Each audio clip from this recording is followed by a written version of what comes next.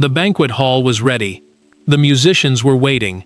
And Britain's most senior royals were moments away from entering when Prince William saw something that changed the entire evening. Behind a restricted backstage door stood members of Prince Andrew's private team, people who had not been authorized to enter. William stopped walking, stared in silence, and issued an order no one expected: cancel the royal banquet immediately. Before we go deeper into what this really means for the royal family, make sure to subscribe so you don't miss a single update. Catherine was walking beside him when his pace suddenly broke. She watched his expression harden as three men stood inside a corridor reserved for approved household staff, carrying materials meant for no unauthorized eye. The royal banquet, a formal state-style gathering designed to display unity, discipline, and stability, had been prepared for weeks, with every guest entrance, seating position, private passage, security zone, and press movement carefully controlled. Andrew held no formal role that evening, and his staff had received no clearance to enter the restricted area where briefing folders, confidential schedules, and private royal entrances were managed. William turned to the security officer and asked quietly, "Who allowed them through?" The officer hesitated.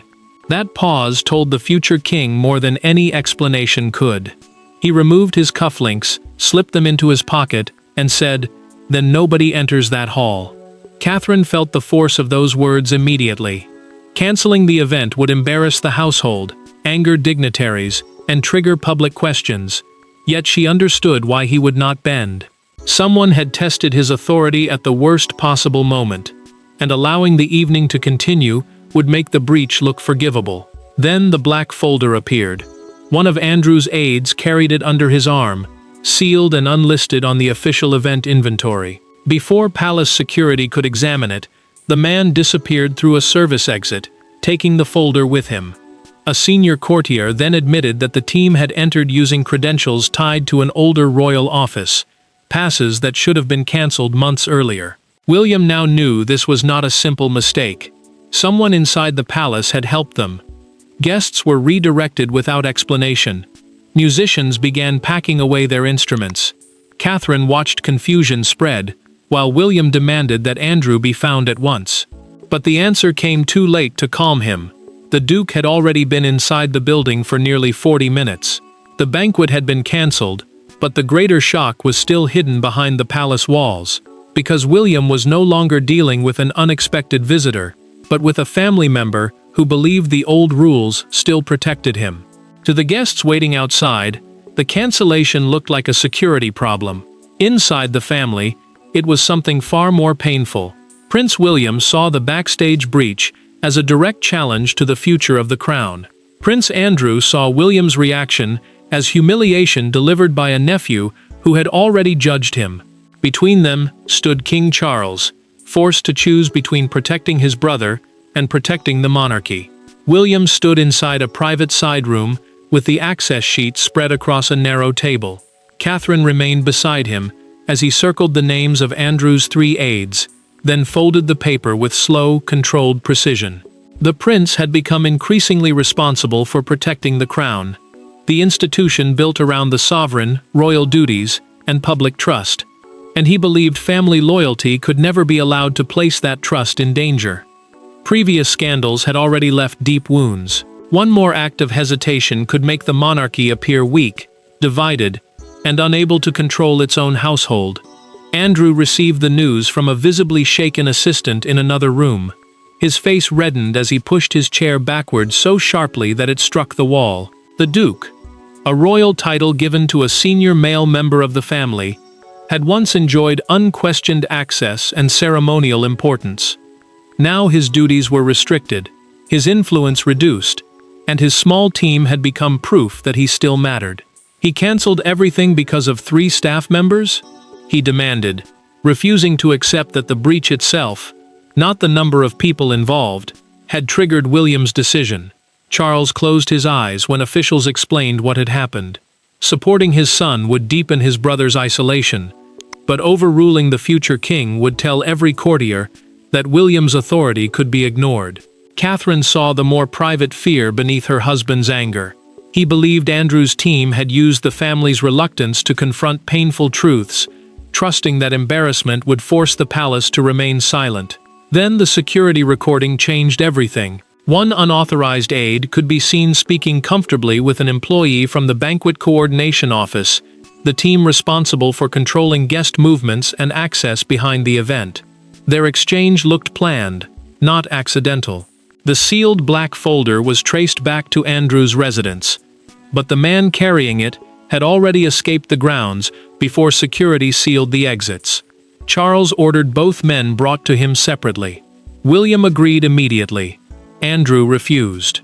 He declared that if his nephew intended to accuse him, he would hear it face to face.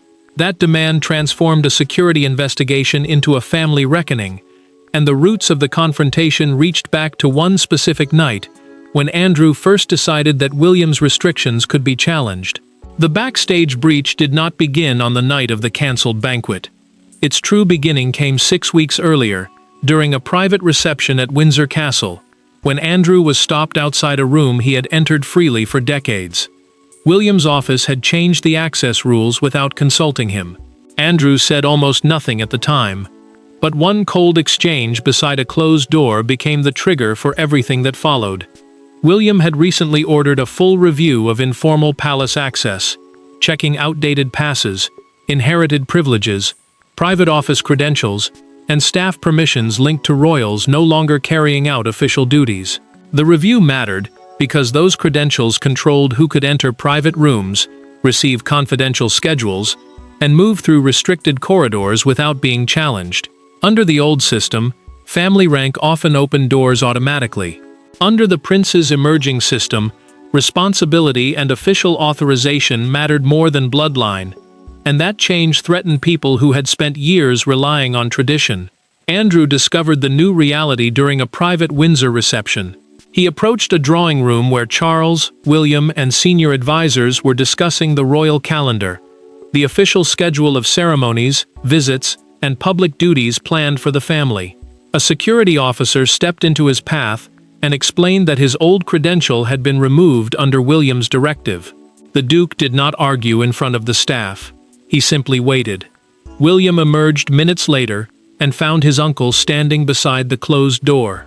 With no aides between them, Andrew asked whether his nephew now intended to decide which rooms he was permitted to enter. Not rooms, responsibilities, the future king answered evenly. The Duke stared at him, offered a humorless smile, and replied, "You have not inherited everything yet." Those words followed William long after he walked away.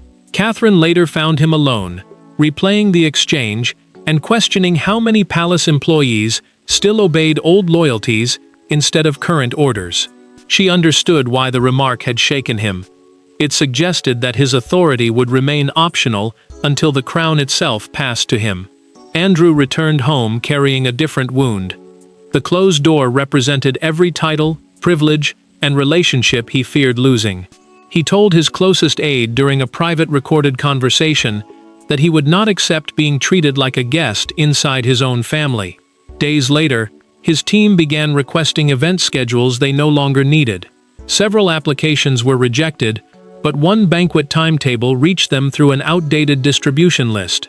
Soon afterward, the sealed black folder was prepared under an old royal office code, a mark once used to identify official business.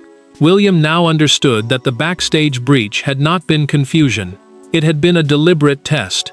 The memory of that closed Windsor door followed William into the confrontation room, where one sentence from Andrew would finally turn private resentment into open defiance. There were no cameras, no ceremonial smiles, and no aides standing between them when William entered the private room.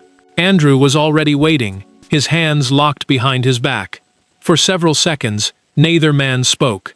Then the prince placed the cancelled banquet program on the table and asked one question. "Did you send them backstage?" Andrew's answer did not calm the crisis. It shattered the final layer of family restraint. The meeting took place in a small palace sitting room, far from the confused guests, still being redirected through the corridors. Charles remained nearby, but did not enter at first. Believing the two men needed one chance to speak before the crown, The authority of the reigning monarch and the institution built around it formally stepped in. William carried the unauthorized access list, the banquet program, and a printed image from the security recording. Andrew brought nothing. He stood like a wounded relative, not a man accused of breaking palace rules. William placed the security image on the table and asked again. This time, Andrew admitted that he had instructed his team to attend. They were there, he said, to prepare him for a private conversation with Charles after dinner. The prince demanded to know why restricted credentials had been used. The Duke answered that he should not need his nephew's permission to speak with his own brother. William's voice tightened. Family relationships, he said, did not excuse anyone from bypassing security. Andrew struck back, accusing him of using reform as a weapon to erase him. For the first time, he spoke openly about feeling abandoned by Charles and judged by Catherine. The future king heard every word, but beneath his control sat years of frustration over the damage his uncle's choices had caused. Then Andrew called the cancellation theatrical. William pushed the banquet program across the table. Hundreds of people had been sent home, he said, because one man refused to accept a boundary. The Duke picked it up, tore it once through the center, and dropped it back down. The room changed. William asked about the black folder. Andrew hesitated before revealing that it contained a personal appeal intended for Charles, requesting limited ceremonial recognition and renewed access for his staff at selected royal events. The appeal carried signatures from several former courtiers and one current palace employee. That final name proved someone inside the active household had helped him challenge the restrictions. Raised voices finally brought Charles through the door. He looked at the torn program, then at his brother, and asked to see the folder that had already vanished from palace grounds. Andrew had finally admitted why his team was there, but the missing folder and the hidden palace supporter meant the most important question was no longer what the Duke wanted, it was who had helped him reach for it. Everyone expected Charles to raise his voice. Instead, the king became almost unnaturally calm. He listened as William described the breach, then turned to Andrew and asked why a private family appeal required secret access through a restricted corridor. The Duke tried to answer, but Charles lifted one hand. In that silent gesture, the balance of power shifted, and Andrew understood that his brother was no longer shielding him from the future. Charles remained the sovereign, meaning the reigning monarch with final authority over palace access, ceremonial participation, household appointments, and the internal handling of royal conduct. William held a different kind of power. He carried responsibility for the monarchy's next chapter, and the king knew that undermining his son on such a visible matter would weaken the succession and revive doubts about palace discipline. The future king could not be expected to enforce boundaries if family pressure erased them the moment they became uncomfortable. Charles dismissed everyone for several minutes and sat alone. He removed his glasses, rubbed the bridge of his nose, and looked at the untouched place card bearing Andrew's name. The sadness on his face revealed the true weight of the decision. He was not merely deciding how to discipline a duke. He was deciding how deeply he was willing to wound his own brother. Andrew insisted the appeal was personal and harmless. Charles answered that harmless requests did not require expired credentials, unauthorized staff, or secret arrangements with serving employees. The Duke tried to defend the old access system, but the monarch would not allow nostalgia to become an excuse. William then offered to accept public responsibility for canceling the banquet. He would absorb the criticism, he said, but he would not apologize for protecting restricted areas. Charles saw that his son was prepared to carry humiliation rather than weaken the line he had drawn. The decision came without drama. The king picked up a pen and signed an emergency household directive, a formal internal order controlling staff access and palace operations. It suspended every remaining privilege held by Andrew's private team and ordered the outdated credential system shut down before midnight. Then another name emerged. A veteran logistics coordinator admitted through a documented security interview that he had allowed the aides through because he believed Andrew carried Charles's private approval. The king denied giving it. That denial exposed the deeper danger. The team had relied on the belief that no employee would dare question a request made in the Duke's name. Charles told William the cancellation would stand. Andrew's staff would leave the grounds, but the consequences, he warned, would become public within hours. By midnight, the backstage doors were secure, and Andrew's remaining privileges had been stripped away. But outside the palace, the first leaked message was already turning a family confrontation into a national spectacle. The banquet tables were still set when the consequences began.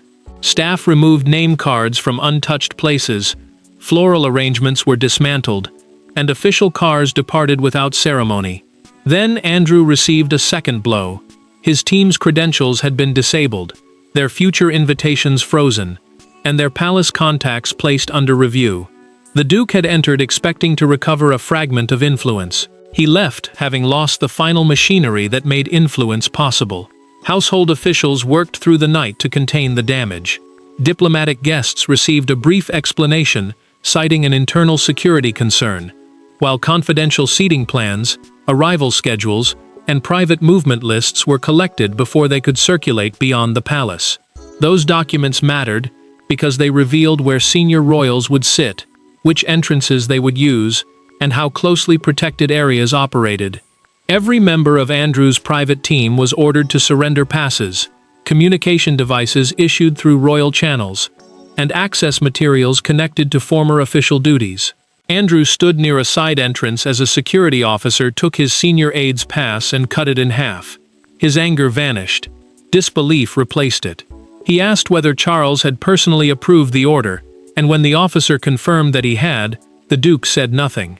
The silence struck harder than any public rebuke. His aide then apologized for leaving with the black folder. During a recorded security interview, the man explained that he feared officials would seize the appeal and treat it as proof of conspiracy. Andrew understood the mistake immediately. The attempt to protect the document had made the entire operation look planned, secretive, and far more dangerous than he claimed. Catherine later found William alone after the final guests had gone. He admitted that canceling the evening had felt brutal, but allowing it to continue would have sent a devastating message. Family pressure could make palace rules optional. The prince lifted Andrew's torn banquet program from the confrontation table and placed it inside the investigation file, the formal record used to preserve evidence and decisions. She touched his arm and told him that leadership often looked cruel because the damage it prevented remained unseen. Shortly before dawn, a solicitor returned the missing folder. Inside lay the appeal, the supporters' names, and a handwritten note from Andrew, declaring that restoring him would prove the monarchy did not abandon its own. Charles read the words twice, then ordered the note preserved in the official record. He would not allow guilt to rewrite the decision. Yet Catherine refused to let anger become the family's final language. Before sunrise, she contacted Andrew directly and asked him to meet William alone. The formal battle was over, but Catherine understood that rules alone could not settle what had happened. Only one unguarded conversation could determine whether the family left the crisis wounded or permanently broken. By morning, the palace had issued its orders. The credentials were gone, and the banquet could not be restored. Yet Catherine believed one truth had still not been spoken. She arranged a meeting between William and Andrew in a private room with no aides present and no documents on the table. For the first time that night, they entered not as future king and disgraced duke, but as two men carrying different fears about the same family. Catherine did not intend to reverse the decision. She believed the restrictions were necessary because palace access controlled more than doors. It protected confidential schedules, private conversations, and the credibility of the royal household. Yet she also feared that humiliation without honesty would push Andrew deeper into resentment and make another act of defiance almost certain. William initially resisted. The facts were clear, he said. She answered that facts had settled the official response, but only a direct conversation could decide whether the personal conflict ended there. Andrew arrived without his team and found William already seated. Neither man offered a formal greeting. Silence stretched between them until the prince finally said, "I was not trying to take your family from you." The Duke looked down before answering. It felt as though you were taking the last proof that I still belonged." William admitted that his fear went beyond one broken rule. The monarchy had spent too many years delaying painful decisions until private problems became public disasters. Every ignored boundary, he said, eventually became a crisis someone else had to inherit. Andrew then confessed that being stopped outside the Windsor room had humiliated him. He had sent his staff backstage, not to threaten the banquet, but to prove that he could still reach Charles without passing through his nephew's system. The truth landed heavily. Andrew reached into his wallet and removed his old palace pass, the credential, a security card once granting access to protected royal areas, had become a symbol of the life he could no longer claim. He placed it on the table and slid it toward William without argument. William promised that his uncle would not be erased from private family life, but affection could never again be confused with public authority. The distinction hurt, yet Andrew finally understood it. He accepted responsibility for the breach, agreed to dismiss the aide who removed the folder, and promised never again to use Charles's name to bypass the prince's office. They did not embrace. Forgiveness did not arrive instantly, but when they left separately, William told Charles that Andrew had accepted the decision. Inside the palace, the confrontation had finally found a human ending, but beyond the gates, one striking image would define the cancelled banquet for millions who had never heard the private apology.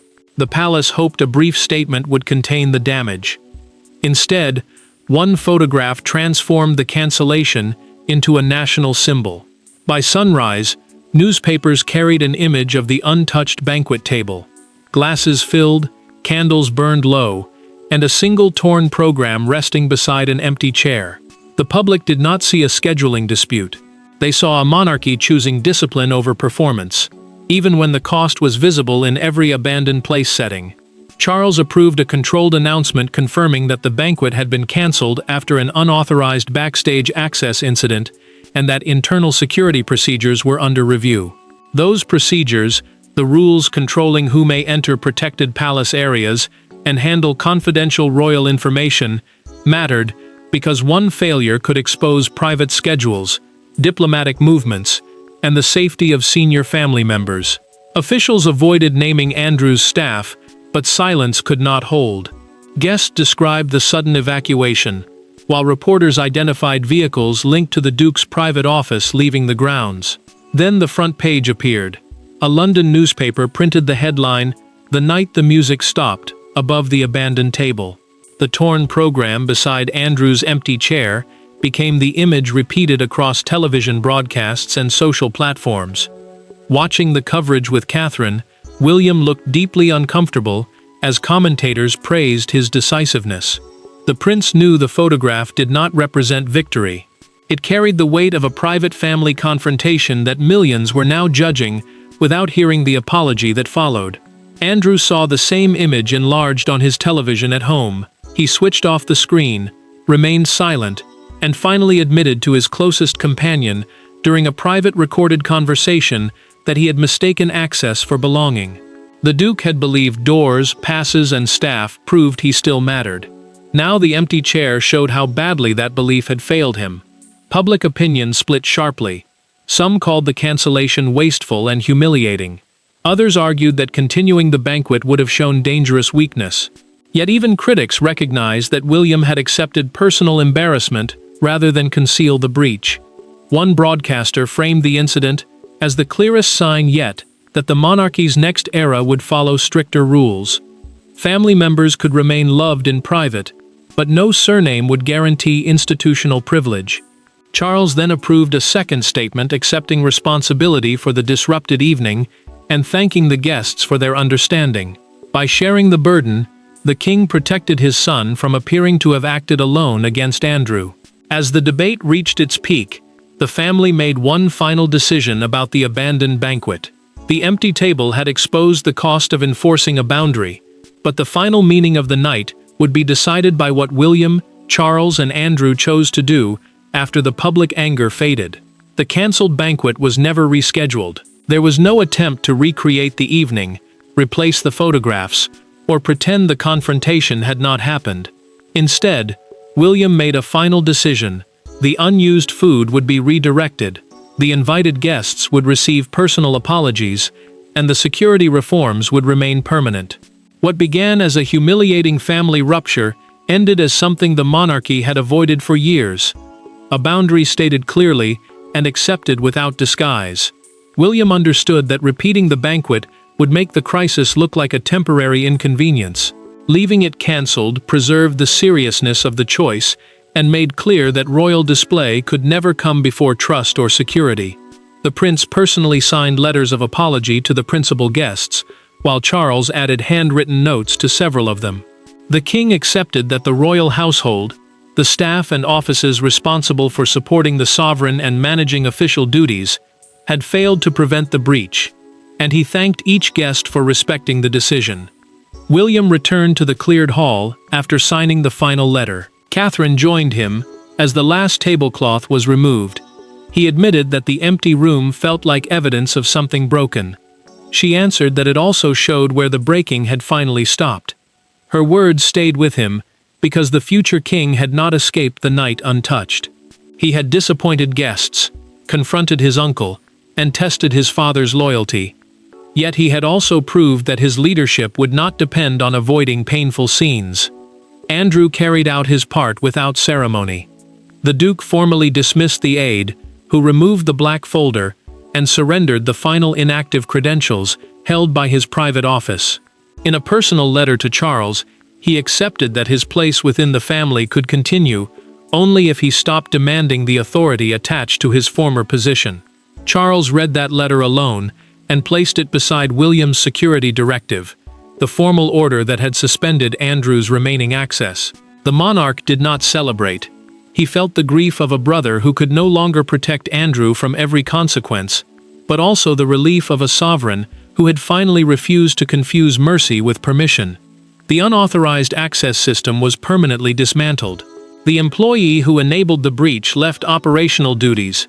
Every royal credential became subject to direct verification, and Andrew's private team never regained backstage access. He remained part of private family life, while William stopped treating distance as the only form of protection. Their relationship survived because its boundaries were finally spoken aloud. And so the music never played, the guests never took their seats, and the banquet entered royal history not as a celebration denied, but as the night a future king chose the crown's integrity over the comfort of silence. Thanks for watching. Please don't forget to like and subscribe, and we will see you in next one.